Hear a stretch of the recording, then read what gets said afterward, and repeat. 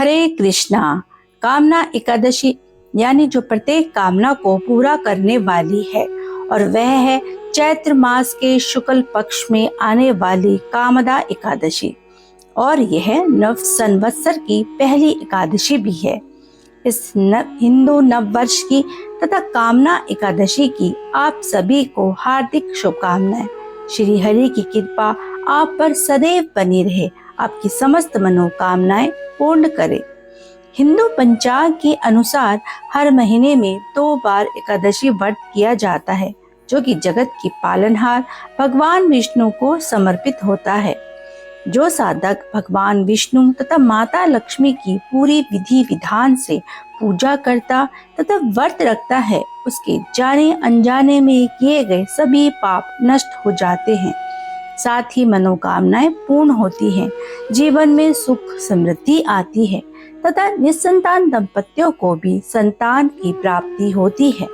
ऐसा भी माना जाता है कि कामदा एकादशी व्रत को रखने से व्यक्ति को अवश्य पुण्य की प्राप्ति होती है और माँ लक्ष्मी का भी आशीर्वाद प्राप्त होता है। कामदा एकादशी की महिमा को समझने के लिए एक बार भगवान श्री कृष्ण और युधिष्ठिर महाराज के बीच एक संवाद हुआ। युधिष्ठिर महाराज ने भगवान श्री कृष्ण से पूछा, हे केशव, आप मुझ भक्त पर कृपा करें और चैत्र शुक्ल पक्ष को आने वाली एकादशी के बारे में बताएं। इसका क्या नाम है, इसकी विधि एवं महात्म्य, और इस एकादशी करने वाले का कौन सा पुण्य फल प्राप्त होता है, इसके बारे भी मुझे विस्तार से कथा सुनाएं।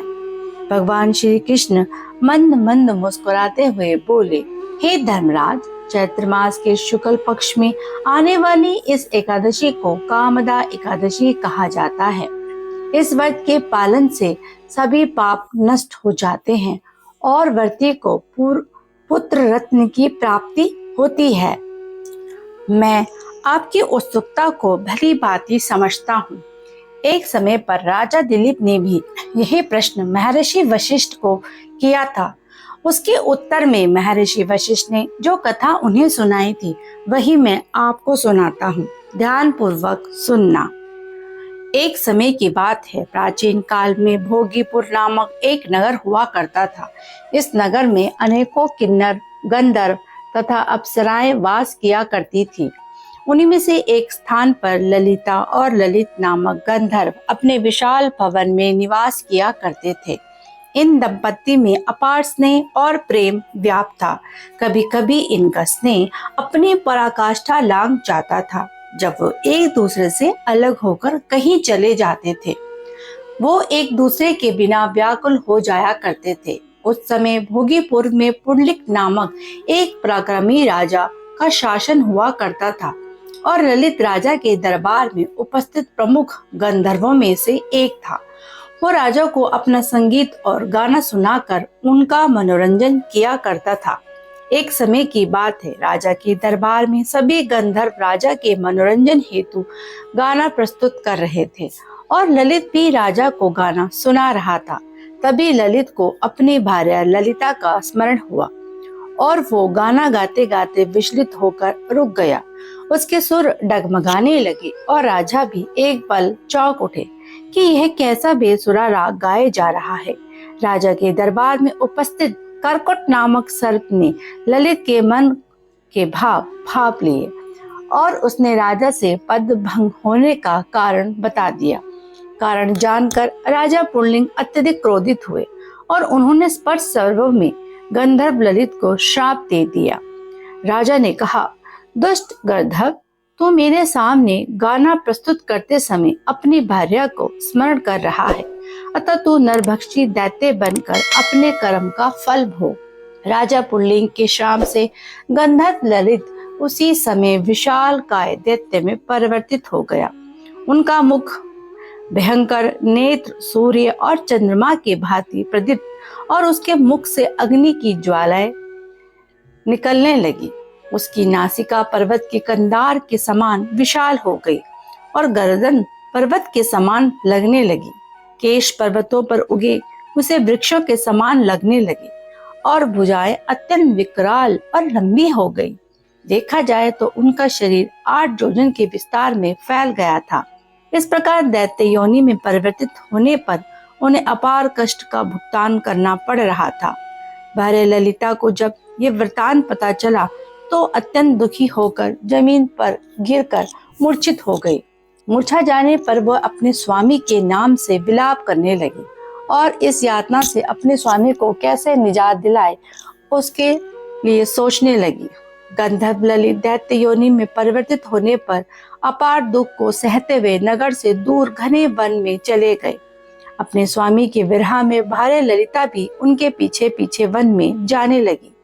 अपने स्वामी के पीछे पीछे वन विचित हुई ललिता मध्याचल पर्वत पर आ पहुंची, जहां महर्षि श्रृंगी का आश्रम स्थित था। आश्रम को देख ललिता विलाप करती हुई महर्षि श्रृंगी के आश्रम अंदर जा पहुंचे। महर्षि श्रृंगी उस समय अपनी साधना में लीन थे। ललिता विलाप करती हुई महर्षि श्रृंगी के चरणों में गिर गई और अपने स्वामी को पुनः गंधर्व योनि में परिवर्तित कैसे करे उसकी यातना करने लगी। ललिता की यातना सुन महर्षि श्रृंगी अपनी साधना से बाहर आ गए और ललिता को अपने चरणों में गिरा हुआ देख कहने लगे, हे सौभाग्य, तुम कौन हो और यहाँ किस कार्य से आई हो? हे महात्मा, मेरा नाम ललिता है। मेरे स्वामी राजा पुंडलिक के शाप से दैत्य योनि में परिवर्तित हो गए हैं, अतः मैं अत्यंत दुखी हूँ। मुनिश्रेष्ठ, आप मेरे स्वामी का उद्धार कैसे हो उसका उपाय बताएं। ललिता की दीन वाणी सुन महर्षि श्रृंगी बोले, हे गंधर्व कन्या, अब चैत्र माह की शुक्ल पक्ष में आने वाली एकादशी आ रही है।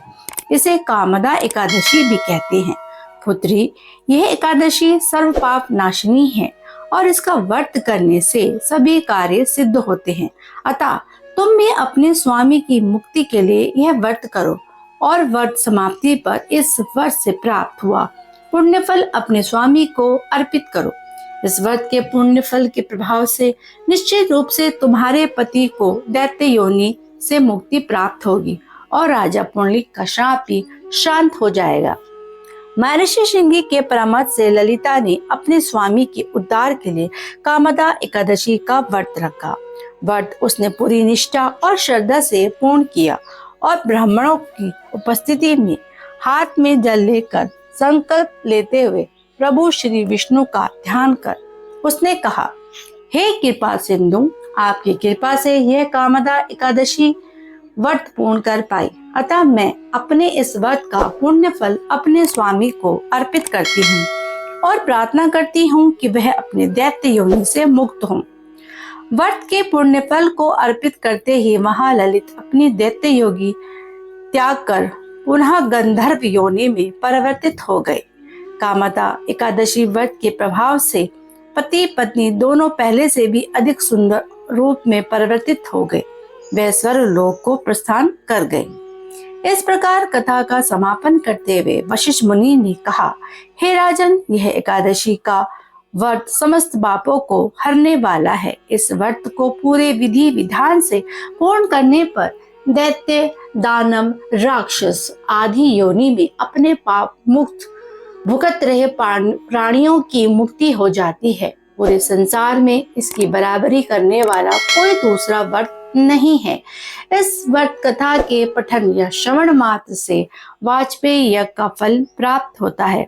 इस कथा का समापन करते हुए भगवान श्री कृष्ण ने कहा, यह थी कामदा एकादशी के महात्मा का वर्णन करती हुई पौराणिक कथा। श्री कृष्ण के श्रीमुख से संपूर्ण कथा का वर्णन सुनने के पश्चात राजा युधिष्ठिर तृप्त हुए।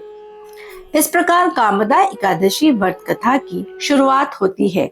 इस कथा को सुनने और व्रत का पालन करने से भक्त की सभी प्रकारों के पापों से मुक्ति और सभी मनोकामनाएं पूर्ण होती है। यह व्रत न केवल आध्यात्मिक शुद्धि के लिए बल्कि सांसारिक सुख, पापों से मुक्ति और मोक्ष के लिए अत्यंत महत्वपूर्ण माना गया है। यदि आप अपने जीवन में शांति, सुख और समृद्धि चाहते हैं तो इस एकादशी का व्रत पूरी श्रद्धा तथा विश्वास के साथ अवश्य करें।